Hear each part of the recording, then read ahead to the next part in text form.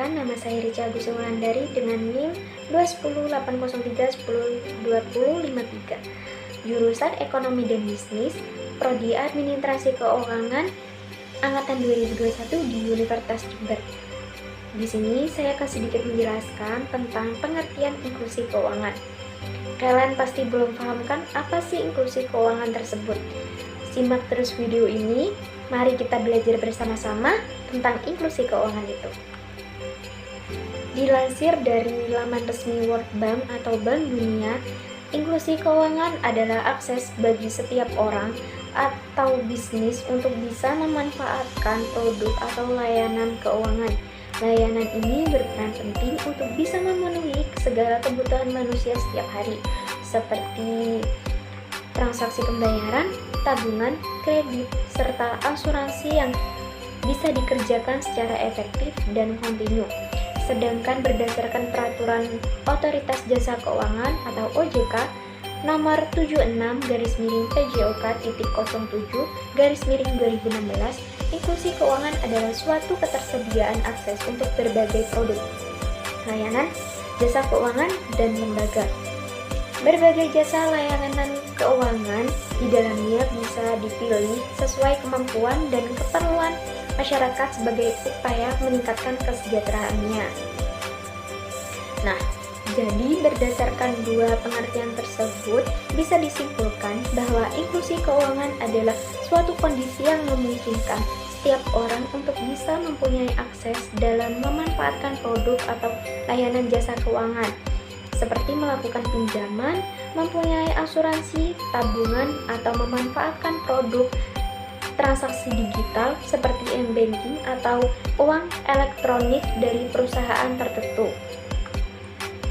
Kalian tahu tidak, inklusi keuangan itu sangat penting bagi kehidupan masyarakat. Mengapa? Karena yang pertama, mendorong proses pemulihan ekonomi. Inklusi keuangan ini sangat penting. Dengan adanya inklusi keuangan dapat mendorong proses pemulihan ekonomi yang ada di masyarakat.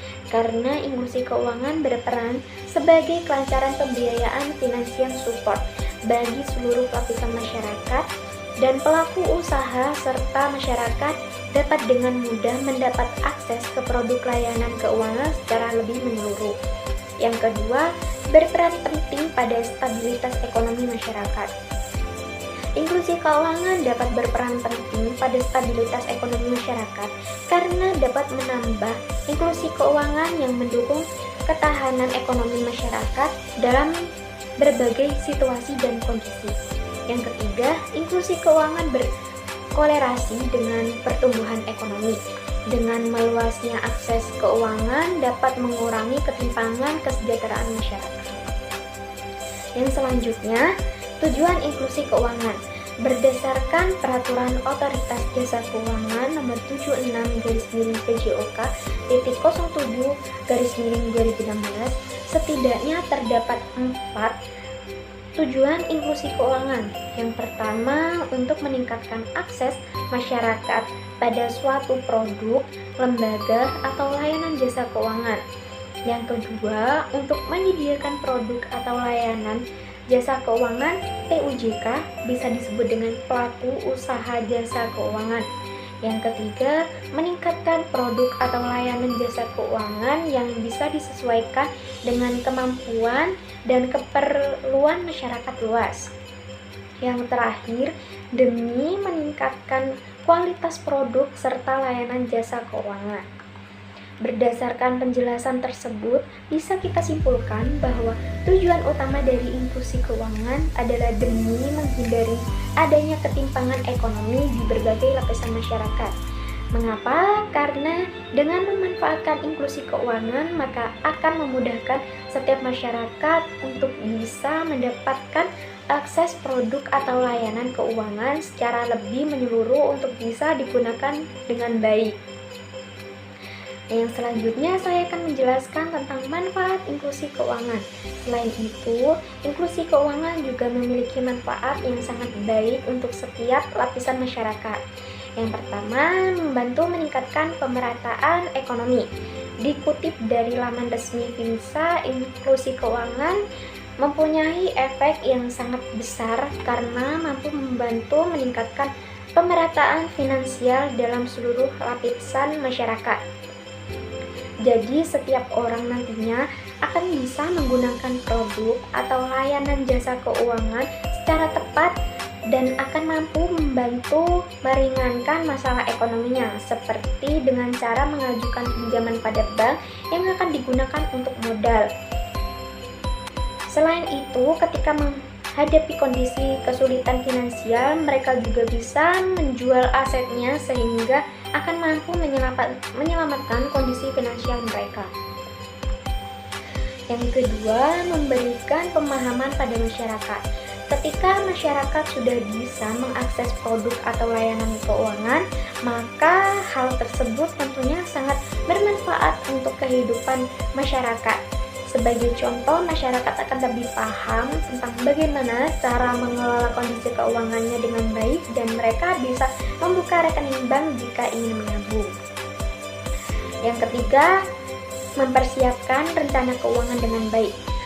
Inklusi keuangan juga akan mampu memberikan kesempatan pada setiap orang untuk bisa menyiapkan rencana keuangan secara matang. Contohnya, orang tua bisa membuka tabungan di bank, mengikuti asuransi tertentu untuk menyiapkan dana pendidikan anaknya kelak.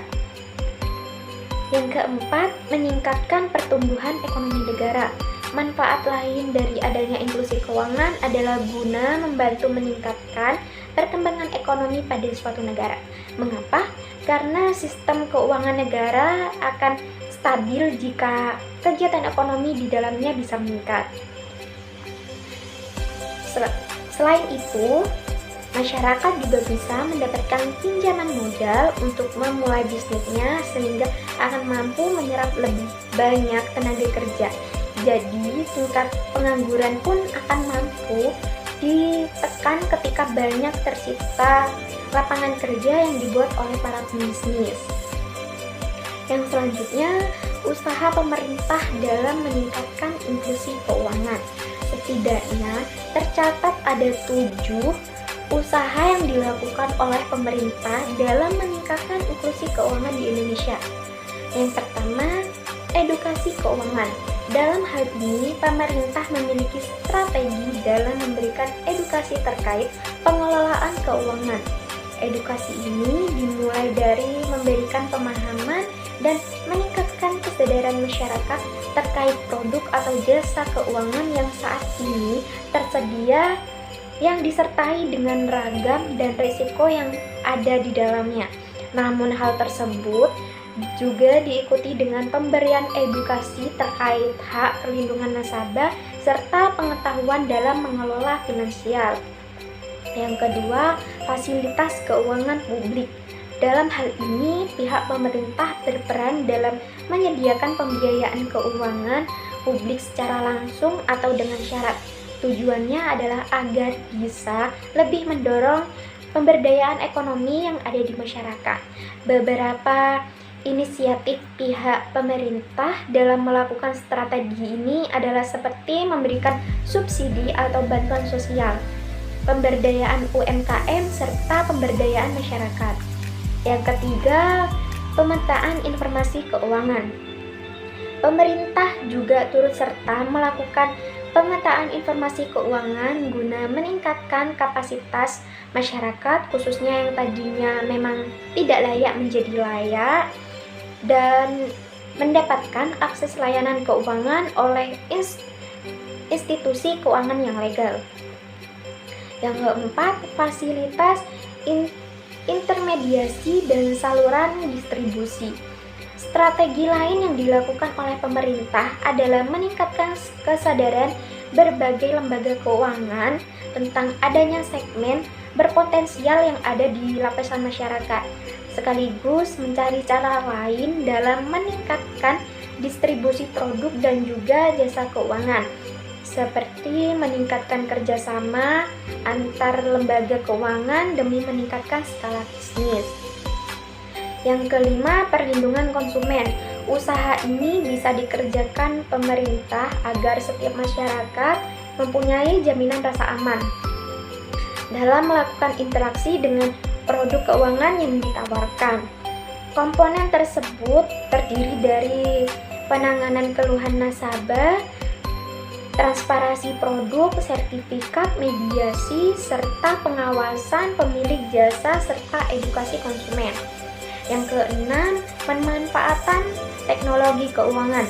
Selama 5 tahun berakhir, teknologi keuangan atau yang sering disebut dengan fintech atau financial technology memiliki populer di tengah-tengah masyarakat sebagai produk di dalamnya berupa pinjaman, payment gateway atau model aggregator. Tujuannya adalah bisa meningkatkan inklusi keuangan masyarakat karena akses kemudahan yang tersedia di dalamnya. Nah, yang terakhir, berpartisipasi mewujudkan inklusi keuangan. Jika ada banyak pihak yang terlibat atau berpartisipasi, maka tujuan utama dari inklusi keuangan tentu akan menjadi lebih cepat dan terwujud. Nah, jadi berdasarkan penjelasan lengkap yang saya jelaskan, bisa kita tarik kesimpulan bahwa inklusi keuangan adalah suatu kondisi yang memungkinkan setiap orang untuk bisa mempunyai akses dalam memanfaatkan produk atau layanan jasa keuangan. Hal ini sangat penting untuk dipahami agar indeks inklusi keuangan dan literasi keuangan masyarakat di Indonesia bisa terus meningkat.